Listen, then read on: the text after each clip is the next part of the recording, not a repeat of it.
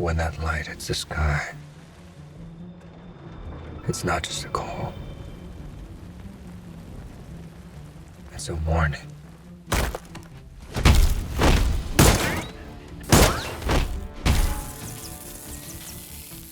I really wanted to do a story that put Batman as a character at the center of the arc.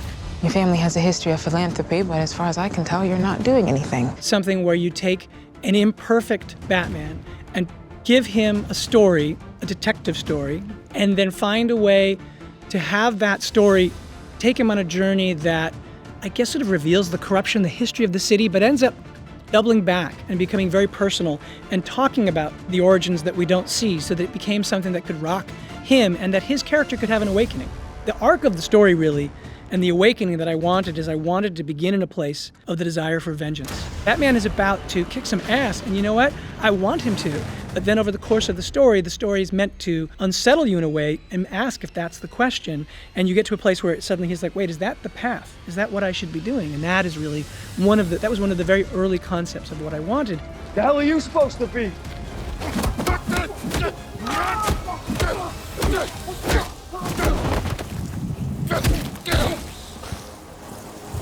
I'm vengeance.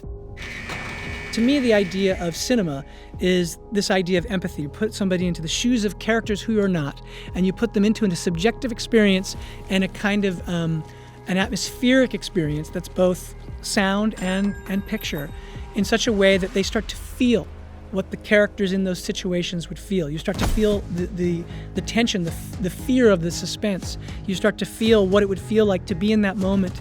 It's actually why I love shooting digitally, even though I love film. But I think to be able to have that control so that you can render that experience as precisely as possible, and then to be able to have knowing that you're going to be able to tweak that to just within an inch of itself when you're in the Dolby Vision, that's a very wonderful thing to know that you have.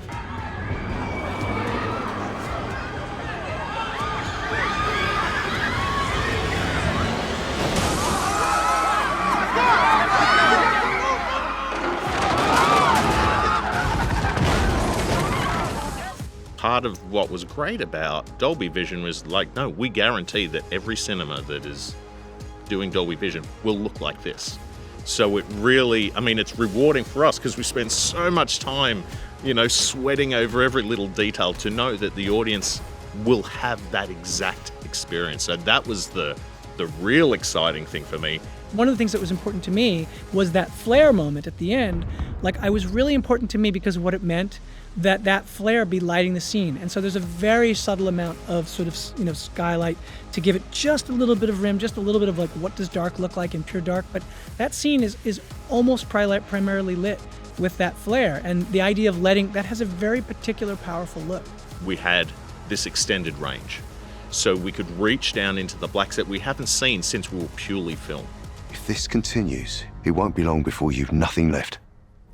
The great thing about Atmos, for me, it takes what is normally sort of a boxing ring where everyone is fighting for their space, and it expands that, and it gives room for everyone to do what you need to do. So you don't always have to then pull back sound effects as much as you normally would, or pull back music as much to make room for, because you can put these things in places where everything can live together in harmony. I don't care what happens to me. It's only going to get worse for you. I would describe it as, the kind of reference level perfect way to see the movie that you want to see. The sound is as faithful to what it should be. It's we mixed in Atmos. So when you're hearing it in Atmos, you're hearing everything we intended. The range, the dynamic range.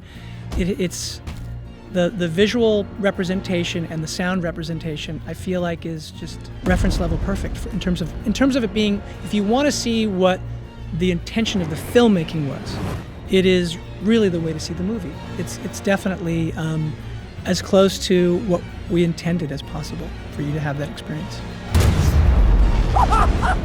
I got you!